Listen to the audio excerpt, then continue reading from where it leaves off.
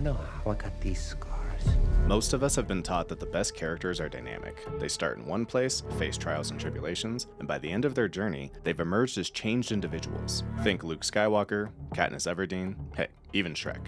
I'm no one's messenger boy, all right?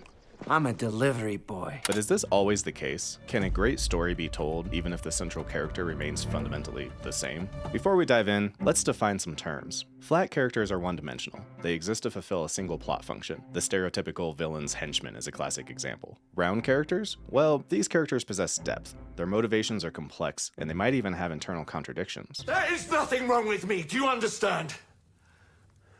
Dynamic characters are ones who undergo a major change, a shift in beliefs, or a significant transformation over the course of the story. I'm here to argue that round characters, even those who don't follow the typical path of change, can be not just compelling, but absolutely essential to some of our impactful stories.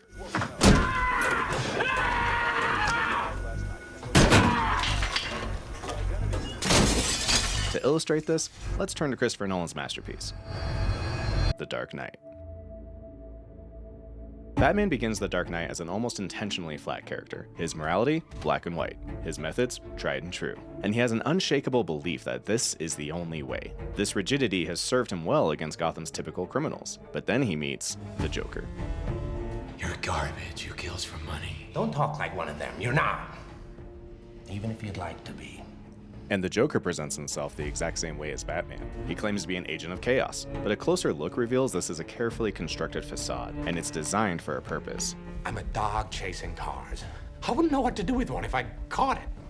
You know, I just do things. Let's consider a few of the Joker's actions which hint at his true nature. This opening scene isn't random violence, it's a meticulously planned operation where the Joker manipulates his accomplices into eliminating each other, leaving him with the prize. What happened to the rest of the guys? And what does he steal? Money from the mob. You think you could steal from us and just walk away? Yeah. The stolen mob money is a means to an end. The Joker's true goal isn't riches. It's not about money. It's about sending a message.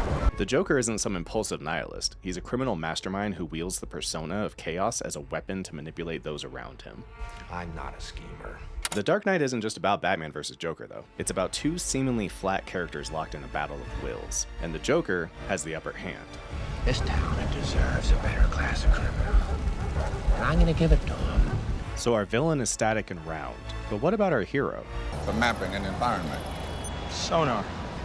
Just like a Submarine, Mr. Wayne. Early on in the film, Alfred, Batman's most trusted confidant, tries to warn him about the dangers of underestimating the Joker. A long time ago, I was in Burma. My friends and I were trying to buy the loyalty of tribal leaders by bribing them with precious stones. But their caravans were being raided in a forest north of Rangoon by a bandit. The bandit had been throwing them away. Some men just want to watch the world burn. This line reverberates throughout Batman's conflict with the Joker. Batman doesn't properly heed Alfred's warning, and keeps attempting to take down the Joker using the same methods from before. The only sensible way to live in this world is without rules. And tonight you're gonna break your one rule. And when the Joker calls his bluff, Come on, I want you to do it, I want you to do it. Come on, hit me. we see Batman hasn't changed yet.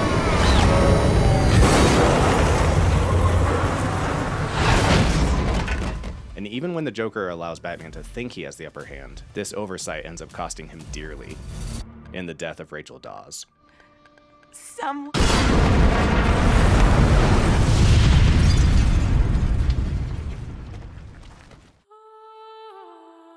Now Batman sits defeated. His rulebook has failed him, and destitute in the dark night of the soul, needing solutions, he finally turns back to Alfred, now ready to receive his wisdom. Did you catch him? Yes, How? we burned the forest down. So Batman finally cast aside his one-rule persona. You took my sonar concept and applied it to every phone in the city. This is wrong. I've got to find this man, Lucius. At what cost? And with Fox's technology, creates a citywide surveillance system capable of tracking the Joker. Batman has finally, in Act 3, evolved into a man who is ready to burn the forest down. A technique the Batman of Act 1 would have thought was below him. It's a dark victory. Batman evolves, but at a cost. A dark night. So let's recap. The Joker is an unchanging force that has the upper hand, so obviously our protagonist needs to change so he can overcome the stone wall of a villain he's facing. But what if Batman wasn't the protagonist? Obviously in an origin story, we just do something like the film Joker. Because that guy needs to go from Arthur Fleck to his final form. But what if we wanted to make the lead an already fleshed out villain? What if the villainous protagonist never changed? Introducing... Excuse me, sir? I'm looking for a job. My motto is, if you want to win the lottery, you have to make the money to buy a ticket. You have to make the money to buy a ticket. You have to make the money to buy a ticket!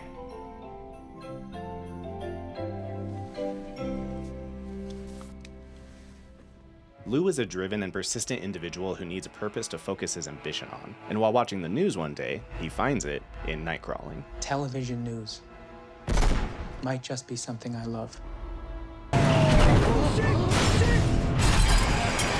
As well as something I happen to be good at. Now, much like the Joker, Lou quickly takes charge and tells us who he is before we even get a chance to make an idea for ourselves. Who am I? I'm a hard worker. I set high goals, and I've been told that I'm persistent. People around him need to read between the lines of his pitch. I'm not hiring a fucking thief. Or end up falling victim to his manipulation. Jesus Christ, friends don't pressure friends to fucking sleep with them. Actually, that's not true, Nina.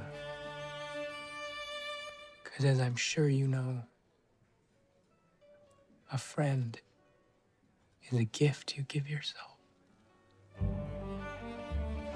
Because the story follows a villain, we can assume the natural protagonist structure of the hero's journey will be in play. We'll watch our protag transform from a regular guy to a full-on villain by the end of the film, and to an extent, this does happen.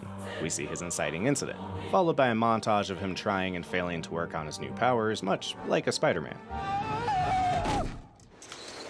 But I want to focus on the first scene in the film where we see Lou really try to hurt someone to the extent that it's unclear if they even survived. For comparison, let's look at how Arthur Fleck reacted when he first killed someone. This is the reaction of Arthur Fleck, not the Joker, a man who up to this point had never killed anyone before. Now let's see Lou Bloom's reaction.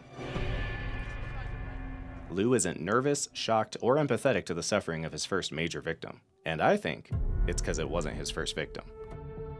As each beat of the film happens, the knee-jerk is to think that Lou is slowly delving deeper into his insanity. But as each beat passes, we never see him doubting himself or getting creeped out by his own behavior. What if my problem wasn't that I don't understand people, but that I don't like them? He isn't learning more about himself because he already knows what he is. What if I was obliged to hurt you for something like this? Because that's what I'm telling you.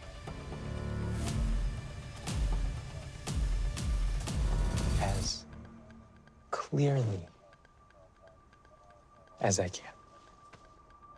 Don't forget the first thing we see him do is throw hands with security guard for the sin of catching him stealing. And I think this is a trick of the film to make us underestimate what Lou is capable of. But just because he doesn't murder someone here, doesn't mean he never has. I like to say that if you're seeing me, you're having the worst day of your life. Throughout the film, he has one companion, and even he's dismissed like another mild inconvenience. I wish my partner was here to back up what happened. You left your dead partner. No, he died doing what he loved. So Nightcrawler is a great example of knowing when and how to break the rules. We perceive Lou Bloom throughout the film going from a mild menace to a full-on murderer, but I would put it to the viewer that we only perceive it this way because we just didn't know Lou in the beginning.